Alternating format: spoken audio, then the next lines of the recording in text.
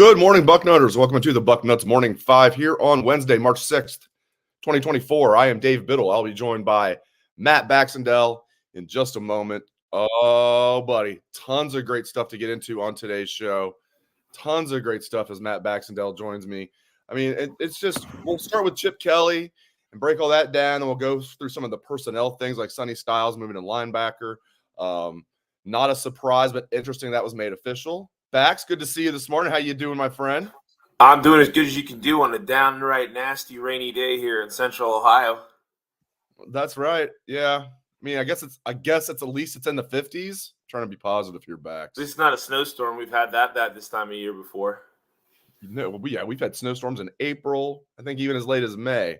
We basically skipped winter this year in Central Ohio with a few exceptions. So there's no, I'm not complaining. People can complain if they want, but I'm not complaining.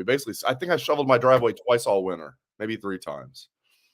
And that's only because I pay kids to do it. No, I'm kidding. No, literally, I think I only did it like 3 times all winter at the most. All right. I want to tell you guys about, before we get to all that, one of our great sponsors we've been telling you about since last July. I mean, and they continue to blow up, and there's a good reason. It's high quality food. It's made fast. That's Factor Meals, and they have a great deal for you guys. Eating better is easy with Factor's delicious, ready-to-eat meals. Every fresh, never frozen meal is chef-crafted, dietitian approved, and ready to go in just 2 minutes. You'll have over 35 options to choose from every week, including Calorie Smart, Protein Plus, and Keto. Also, there are more than 60 add-ons to help you stay fueled up and feeling good all day long. What are you waiting for? Get started today and get after your goals. And they do. They got tons of great food, but they also have smoothies. The smoothies are unbelievably delicious. It's fantastic, and stuff really is ready in 2 minutes. Pop it in your microwave. And this is not like 80s and 90s food you'd pop in the microwave. This is fresh, high quality, ready in 2 minutes. They're not joking when they say it's restaurant quality. It's really good. Head to factormeals.com/bucknuts50. Use code bucknuts50 to get 50% off. That's code bucknuts50 at factormeals.com/bucknuts50 to get 50% off. Bam. All right, I just struggled to figure out what we're going to talk about first. We've talked so much about Sonny. He's going to move to linebacker. We know it's going to happen. It's a matter of when. So I was going to lead off with that. But we got to talk about Chip. That was so interesting, the introductory press conference with Chip Kelly yesterday. I was like a kid in the candy store like the entire day yesterday. Kid on Christmas morning, the new roster being out. I love looking at football rosters, new football rosters, the numbers, the new height and weight. Just the new players, I just love football rosters. I'm such a nerd. What stood out to you the most about? I'm going to ask you some specific questions. What kind of, just taking a big perspective, what kind of stood out to you the most about Mr. Chip Kelly and his introductory press conference? I think the just sheer exuberance he seemed to have to be here. If you've watched the UCLA games the last couple of years, he looks like a morose, like I want to hang myself kind of look on his face the whole time.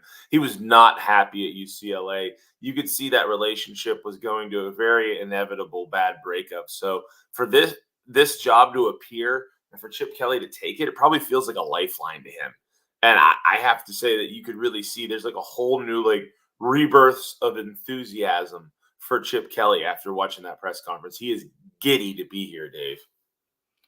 Dare I say it's a zip line for him? He can zip line back and forth all he wants. That would be the funniest. I mean, that's a downright Mike Leach moment there. Zip lining back and forth between the press box and to the sideline. I'm in on that. And he suggests, it's his suggestion. I'm just rolling with what he suggested. I think Ross Bjork, Ross Bjork's the type of man that can get that done. Ross Bjork was there yesterday. I said hi to him. I really like him. He's approachable. He's cool. And I think he's perfect for the NIL world that we're living in right now. I really like Ross Bjork, but let's not get sidetracked too much. So Chip Kelly. So I asked Ryan Day, because we got him before Chip Kelly. Is Chip going to coach from the box or the field? It's the first time he hasn't been a head coach in 16 years, buddy. That's a long time ago that he's now just able to, just be an offensive coordinator. And it was interesting. I wasn't surprised that Coach Day said, we're not sure yet. I was surprised he said, we haven't even talked about it yet. Does that surprise you at all? I mean, not that would be the main thing that they would talk about, but he's been here you would think that would have been brought up once. Hey, since you're going to be calling the plays, you're going to be doing it from the field or the box. They haven't even discussed that yet. That surprised me a little bit. And then Chip said his, so get into that in a minute. If you're surprised I haven't even broached it yet. Obviously they will.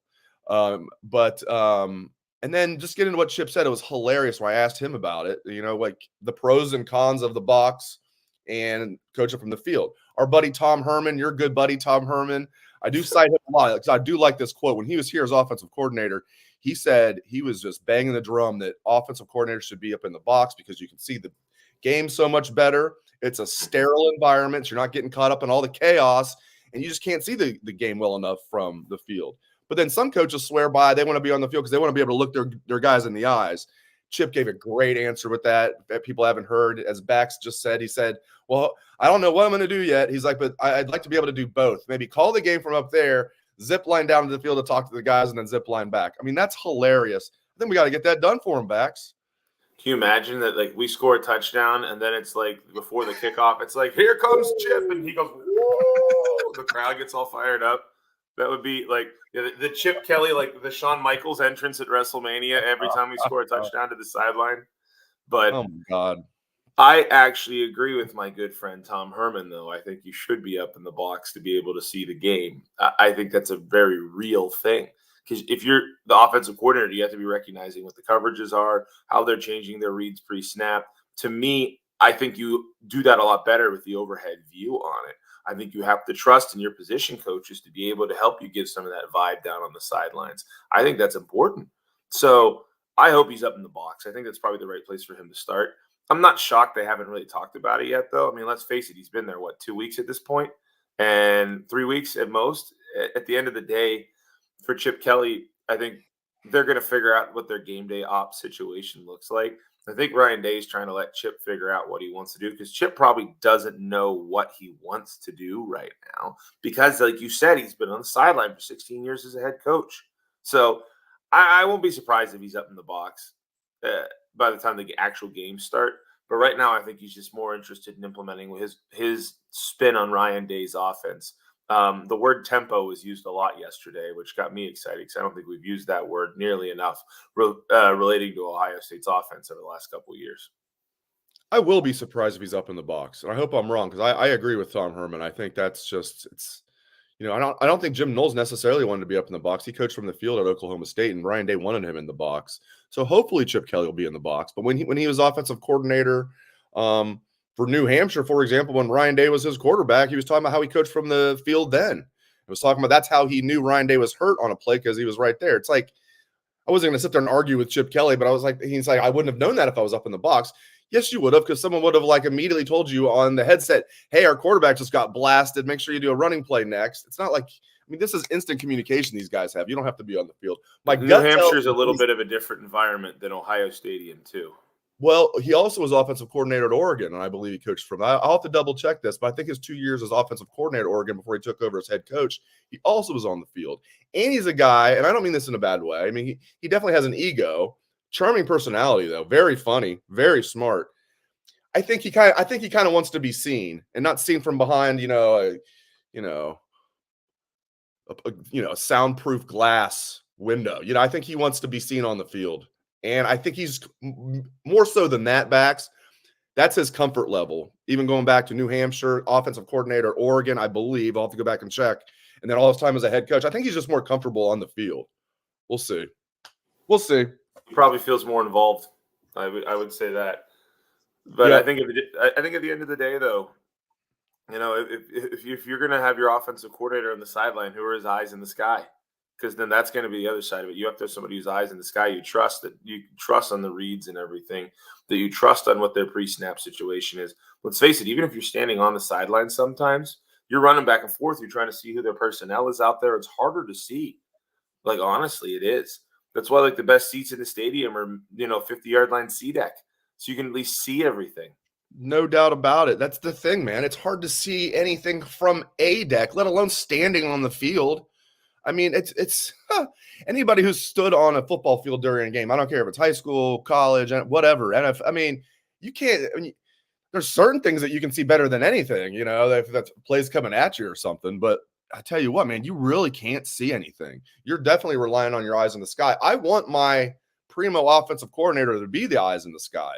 I don't want Jim Knowles as the defensive coordinator on the field and have to rely on eyes in the sky. I want him to be the eyes in the sky, and we can have somebody on the field telling him things that he needs to know. We'll see what happens. I love the Chip Kelly hire. I think either way, it was just a knockout, just home run hire by Ryan Day. I think it's going to be perfect. Bringing him in as an offensive coordinator is that's such a coup. Hey, Dave, let me ask you a question before we move on from Chip Kelly. Go ahead. So we obviously had Bill O'Brien for the very short time period. Yes. Now we have Chip Kelly. Yeah. Do you think Ryan Day would have hired Chip Kelly in the first place had he known that he maybe was willing to leave UCLA? Yes. I talked about this a little bit yesterday. We did a Bucknuts instant reaction, which we do most of the time when Steve and Pat and I are over there after big interview days, or, practice was open yesterday too. We're going to get into some of that. Trust me, people, we're going to talk about Sonny Styles, Jeremiah Smith, quarterbacks, all that good stuff. We're going to get to all of that. I'm sorry, I just lost my train of thought. What were you just asking me? Whether he would have hired Chip Kelly over Bill O'Brien had Chip Kelly in his eyes been available at the time. Yeah, sorry about that. Yeah, so I've had a lot of people ask me, well, why was Chip Kelly plan B if this was such a home run hire?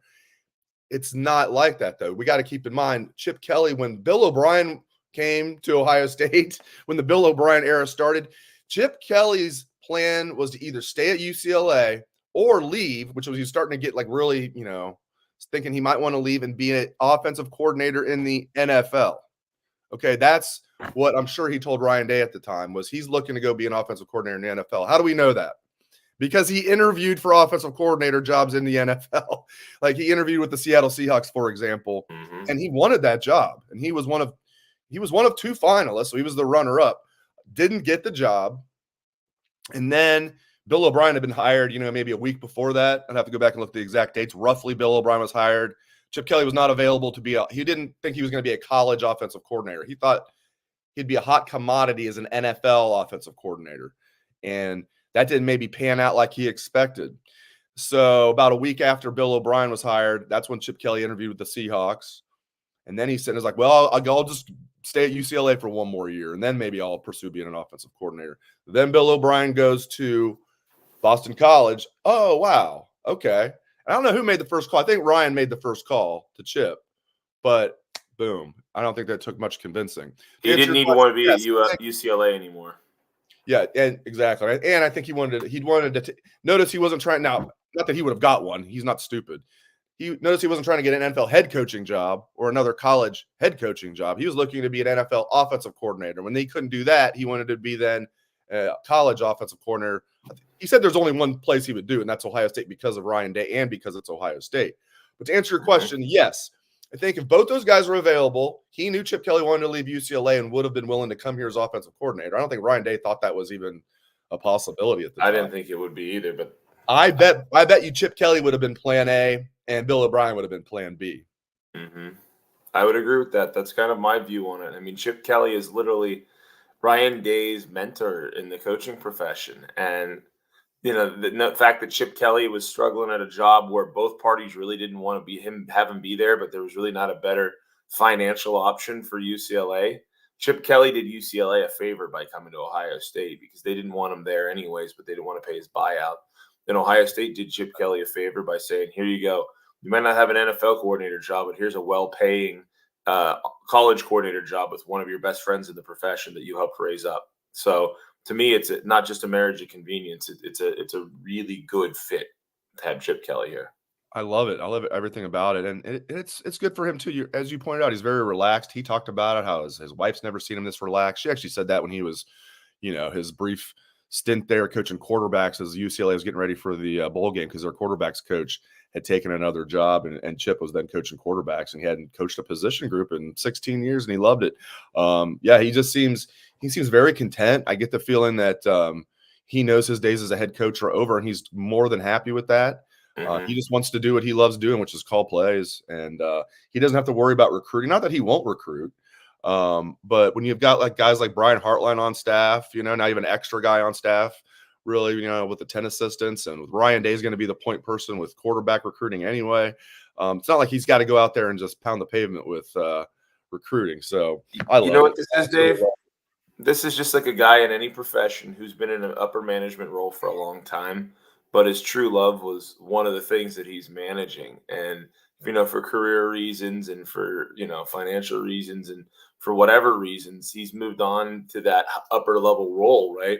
But the whole time he was in that upper level role, he's probably sitting there thinking, I really miss doing whatever that thing is now that I'm overseeing. I really miss doing that design on that job. I really miss, networking with my sales agents. I really miss coaching quarterbacks. It's the same thing in a lot of ways. And he was the project manager, the department lead, or the board member for years. And now he's like, look, I'm getting later in my career. I've made a lot of money. I just want to be happy. That's what Chip Kelly looks like he's doing to me right now. All right, let's get to some personnel issues. I love it. Sonny to linebacker. I mean, I know that's like hitting off a tee, but like I love it. It's not exactly hitting like a 90-mile-an-hour slider in the dirt, but or 100-mile-an-hour fastball by your eyes. But I love it, man. We knew it was going to happen. I love that they're not messing around with it. Like, oh, it might happen. James Laurinaitis came out, as we talked about on the show.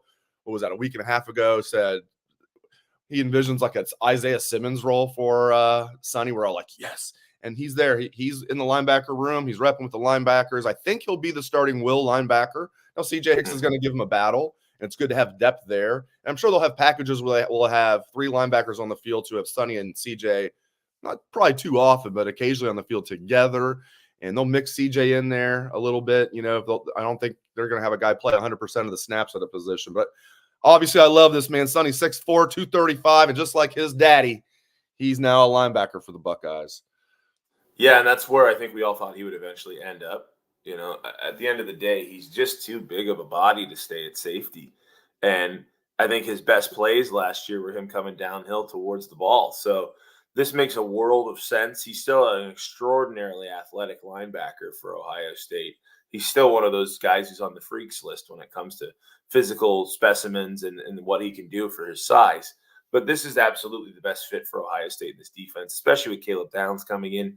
You need Sonny Styles at linebacker. You don't need him at safety.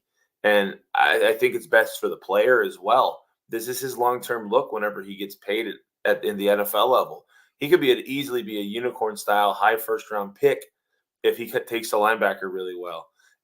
The reality, I think, at the end of the day is that, yes, you need depth. I'm glad C.J. Hicks and him are competing for that will spot because you need to get C.J. Hicks on the field at some point here.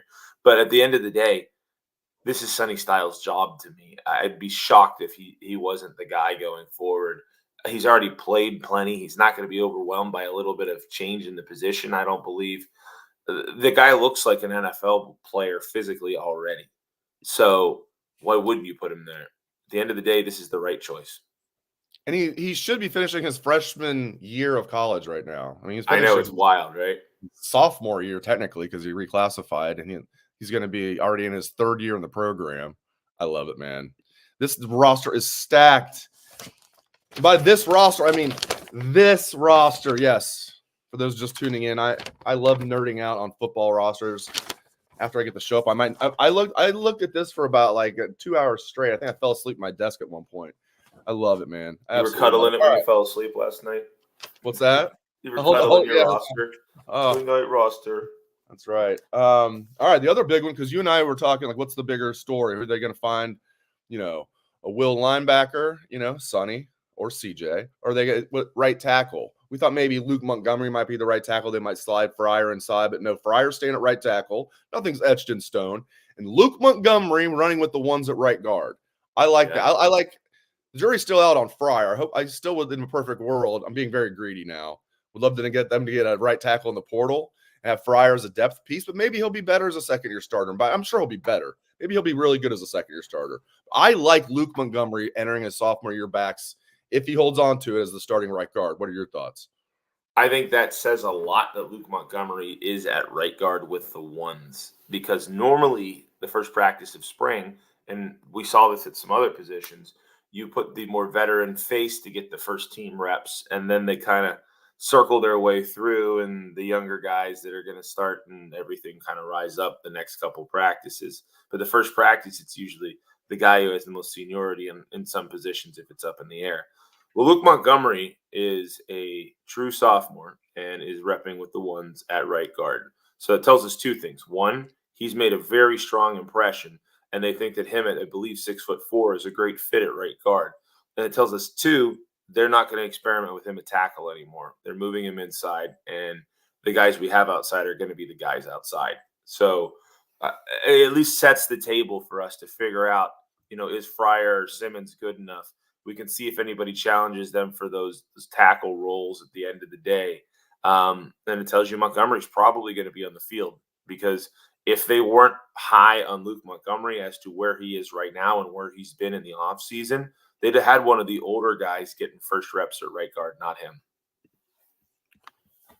We're going to talk about Jeremiah Smith in a second. As I said on our Bucknuts instant reaction yesterday, I checked in with a source who's a very good source and very down to earth. Like, he's not one to be like pumping sunshine and driving hype trains. And I was like, shoot me straight on Jeremiah Smith. He looks great. Obviously, we know he did in high school. You got people calling him can't miss. I said, but as a true freshman, even a guy like Marvin Harrison Jr. didn't play much, right? I'm like, should we chill on the hype train a little bit with Jeremiah Smith? And this source, again, is a down-to-earth guy. Really good source. Said, no, you might want to jump on the bullet train with him. And he didn't guarantee he's going to start, because they've got three guys they really like. Obviously, Emeka's definitely going to start. They like Carnell Tate and they like Brandon Ennis. Those are probably going to be the starters. But like, I say probably, I mean maybe, because Jeremiah Smith is right there. They have a top four already. My source says he might start. He's not promising he's going to start, but he's going to play a lot. And he said, don't slow down the hype train. He's every bit as advertised. But I'm going to get Bax's thoughts on that in just a moment. I got to tell you guys about our other sponsor, Joy Mode. I think I speak for most men when I say we want to be at our best in the bedroom. The issue is that over-the-counter pills that help in that department contain unregulated chemicals, suggest unsafe doses, and include the risk of several other health problems. That's why we partnered with our friends over at Joy Mode. Whether you're looking to spice up your intimate moments or increase your confidence in the bedroom, Joy Mode makes all natural and science-backed supplements dedicated to helping men perform better across their core functions. Here are the game changers. All ingredients have been assessed in peer-reviewed journals. All ingredients have been studied and researched in humans. I don't know about you, but I'll never go back to prescription or over-the-counter drugs after trying Joy Mode. Small enough to fit in your wallet and take with you on the go. It is the perfect travel companion. Go to usejoymode.com/bucknuts and get 20% off with code Bucknuts at checkout. That's 20% off and free shipping with code Bucknuts at usejoymode.com/Bucknuts. Great sex solved naturally. All right. Love being able to put a smile on my co-host's face anytime I can do that. As long as you do it naturally, Dave. So you got to do it naturally. And you got to test it on humans. You can't be testing this stuff on like robots and aliens. You got to test it on humans. I'm glad that gets pointed out. Okay. Now, Jeremiah Smith, go. I think that he's starting by week 4, is my view. I think they're going to have these other younger guys who are extraordinary prospects in their own right get those opportunities. I mean, Ennis, Tate, they're obviously going to be big-time guys. I think everybody sees it. But I don't expect this to be a Tate kind of freshman year where we're like, ooh, look at this little pops here and there from him. It's not going to be like a Harrison freshman year where we're like, I love seeing him in the fourth quarter. Wow, he's really good. Just not going to be the Rose Bowl, basically. And that's only because they had Garrett Wilson and Olave sat out the game, or Harrison never would have played as a freshman. Exactly. I don't think this is going to be like that. I mean, Ohio State's stacked on stacked on stacked on stacked at receiver. I really think Jeremiah Smith's going to show up and be like, hi, guys. I'm here as long as I have to be until the NFL draft takes me in the top 5 like Marvin. I'm not backing off the hype train here on him, because if you've ever seen the guy physically, he looks like a 28-year-old all-pro receiver in pads. It's insane what this young man looks like. I'm telling you, man, I mean, I've been on this beat a long time, and I've seen a lot of physical freaks out there. I had to do a double take yesterday, and I already was expecting him to look impressive. I was like, damn. Like, you know what I mean? It was like, woo! And they list him at 6'3", and they're really accurate with their height and weights. By the way, Luke Montgomery's up to 6'5". People are like, well, they're exaggerating it. Mick takes it really seriously. If you look at like when they go to the combine, a lot of the Ohio State height and weights are very accurate on the official roster, which is in stark contrast to most official rosters. But yeah, man, I mean, geez. Dave, I'm going to go this far on Jeremiah Smith. and maybe you'll agree, maybe you won't, because I wasn't here for the comparison I'm going to make. The most physically impressive true freshman ever to arrive at Ohio State in the last, say, 30 years. You're muted. No, I just whispered. I didn't say it. I just said. Oh, well, it's I thought we Orlando were- Pace is the last time that somebody came in and everybody went, oh my God. Oh, I thought you were Like we talking are. about receivers. Oh, I at thought receivers, I I'm thought you were talking gonna in general. go. I thought you were going to go Orlando Pace's former teammate David Boston. I've heard that Well, comparison, but David that's the Boston other came thing in like too. all yoked up. Like Jeremiah Smith, you called it. He just looks like a 28-year-old NFL wide receiver. Yeah. Right now. Right now, it's crazy. He's one of the most like plug and play prospects to walk on campus that I got to OSU in 2002, and that's when I started paying a ton of attention, guys. So it's been about 20 years, which is crazy to me. But I don't remember a freshman during that time period who walked on campus, like not even the Bosas, where you walked on campus and went, "Oh, buddy, look at that guy right away."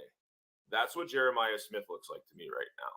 He's the most impressive guy that I can remember as a true freshman in the last 20 years walking on campus. And you have to go back to Boston and Pace, in my mind, to find somebody that just arrives so fully formed in front of him. And Katzenmoyer would fit into that mold too. He Yeah, walked there's on another like, one in the 90s. Like, there's but no way we're he's talking 30 years there's no since way a he's a freshman true looked like freshman, this. right? That looks like a 5-year NFL vet right there. Yeah, I mean, yeah, and they could put some talent on that, especially mid 90s and that 98 team. Man, they were good in 95, 96, and 98. And that's all I'm going to say because I'm going to start getting pissed off that they at least didn't win one national championship during one of those 3 years. But Jeremiah Smith, they have him listed at 6'3". You know how I feel about that. I got everything worked out with Marvin. They had Marvin listed at 6'3" when he was a freshman. I'm going to sit Jerry Emig down. I love Jerry. I might buy him an old-fashioned. And I think Jerry enjoys an old-fashioned or two. And I'm going to say we got to make this guy 6'4". Because if I tell people I'm 6'3", they're not going to believe me if he's 6'3", because he's definitely an inch taller than me. So he's 6'4". Maybe you're shrinking, Dave, in your old age. We're getting that fixed. No, he is certainly 6'4". Anyway, get excited about Jeremiah Smith. The guy that keeps me grounded is telling me get on the bullet train. I'm like, damn. Okay, that sounds good. It's been just a deluge of great news ever since like the Cotton Bowl.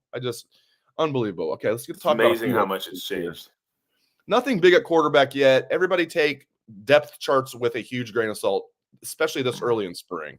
They're making everybody earn their keep. If you come in as a transfer, I think Caleb Downs is the one exception. He's already running with the ones. But, like, I have no doubt Will Howard's going to be the starting quarterback. And that's not a shot at Devin Brown. I mean, Will Howard's coming here as a fifth-year senior. I know how much money he's getting in the NIL world. He's coming here as the starter, okay? But those guys are hanging out. They seem like they're good friends. Devin Brown, I'm glad Devin's sticking around. He's got 3 years of eligibility left. And what if Will Howard gets hurt? Be nice to have Devin Brown as the backup sticking around. So, but for example, Devin Brown's going first at quarterback when we were out there. They're not they're not in pads yet. They're just doing light drills. We got videos on Bucknuts you can check out. So the order was Devin, then Will Howard going second, and then Lincoln Keenholz going third. And I found this interesting. Julian Sand always going fourth, Aaron Noland always going fifth. So you can, if you like looking too much into little things, you already had. I just told you don't, take everything with a grain of salt with spring depth charts. But I did find it interesting that Sand was always going ahead of Noland, with them being on equal footing coming in as true freshmen. At center, Carson Hinsman running with the ones, Seth McLaughlin running with the twos. Bax, do you absolutely expect that to change? Yes, I do. I think it's going to be pretty simple. McLaughlin didn't come here to be a backup. And I think that the Hinsman thing from the bowl game still rubs me the wrong way as to how that happened. And I think you're seeing with the quarterback in the center position, at least, some of that tenure, if you will, getting the first snaps. I mean, the quarterback order was Howard was second after Devin Brown, and he was before Keenholz, and he was before the freshman. So that's exactly the order I would have expected it for the seniority side of it. I think Hinsman is at the center position ahead of McLaughlin because they're saying, well, come in and earn it. Which of you two starting centers on top 5 teams last year is going to take this job? At the end of the day, that's just how I think it's going to show. I think it also shows, though, that I don't think McLaughlin is as much of a slam dunk guarantee to start as, for example, Caleb Downs. right? Like OSU just dispersed with all pretense with him and was just like, yeah, that guy. Like, hey, everybody, practice your punt returns so that Caleb Downs can go ahead and just, take the actual starting role. You guys can be the backups and garbage time punt returners. Like, it's very different with Caleb Downs versus it is with some of these other transfers in. With Caleb Downs, they're already planting the tree. They're not messing around. Yeah. They're getting this Buckeye tree in now. Yeah. There I go again with the bullet train on the hype train. But seriously, this is a very hypey year, Dave. I'm leaning into it, man. This is the best I have felt about an Ohio State offseason since 2015, coming off of a natty year. I've talked about it a lot. I'm never a national championship or bust guy because it's so much has to fall your way, and there's so many teams. And not this year. I'm breaking my own rule, man. I am national championship or bust. And I don't say that lightly. And I'm sure Ryan Day's the same way. Now, he's not going to come out. He's not going to be stupid and put that out there and put a big target on his team's back. But I'm sure Ryan Day feels the exact same way, national championship or bust. By the way, Michigan's in for it. The Buckeyes are just going to destroy Michigan this year, and I cannot wait. One more thing, I'll get you out of here. I will say the overall health of the team is good. That's great entering spring. As I said yesterday, I don't remember Buckeyes entering spring this healthy. Now, that can change fast, but no frontline starters are out. Last year, it was like a mash unit when we opened spring ball. It was like half the team was over working on the side. They have only like 5 guys, and they're all backups and young guys working on the side. So that's great news. Last thing, running backs. One of the many positions on this team that's just absolutely stacked. The order, no surprise, Travion Henderson went first. Quinshon Judkins went second. Both those guys look great. Dallin Hayden went third. James Peoples went fourth. If he's your number 4 tailback, you got pretty damn good depth at tailback because you can come in right away and play tailback as a true freshman. James Peoples looks good out there at number 20 backs. He's looking good. And then you got Sam Williams-Dixon, another true freshman. Then you got T.C. Caffey going 6th, the preferred walk-on. I love this running back group. This 1-2 tandem with Trey and Judkins is going to be a lot of fun to watch, my man. Yeah, and I don't think it matters who goes 1 or 2 in that group because both are going to play a lot. And I do think they're going to try to find opportunities to get Dallin Hayden on the field in games where it's not like in crunch time. I don't know if he's going to play as much if we're in a tight football game compared to Judkins and Henderson. And the young guys, I'll be real blunt. I don't think they're going to play much unless we're in the fourth quarter of a 60-3 game. It's just the reality because they need to get Hayden some run. Hayden needs to be on the field this season because we all know he can play. And in a year's time, Hayden should be the starter. It's just that you have 2 guys that are – if the NFL draft for next year was happening like tomorrow with the guys that are currently just in college now, those are 2 of the top 3 or 4 tailbacks in the country in Judkins and Henderson. So they're going to play a ton. This is one of the best 1-2 punches we've ever had in the backfield for Ohio State. And I don't think we can really overstate that this is a really good group of tailbacks. It reminds me of like the Beanie Wells, Antonio Pittman combo from like 06 or, we've got some good pairings in the past here. This is another really good pairing. We could talk about how stacked they're on the D-line, secondary. It's just you go position by position, quarterback. It's just the high-end talent and the depth to go with it at pretty much every position is insane. Even tight end. I'm really impressed with the kid they got from OU and all the depth they have at tight end with Jelani Thurman, G. Scott coming back as a 5th-year senior, and Bennett Christian now off suspension. And they've got just tons of depth and tons of talent at every position. I absolutely love it. I also absolutely love Bax. Great stuff. As always, my friend, he is Matt Baxendell. You can catch his award-winning column on Bucknuts every Sunday. It is The Bucket. Thanks to Bax. Thanks to all of you. We have a very large audience here. Thank you very much. We appreciate that. Hope everyone has a great rest of your day. Go Bucks.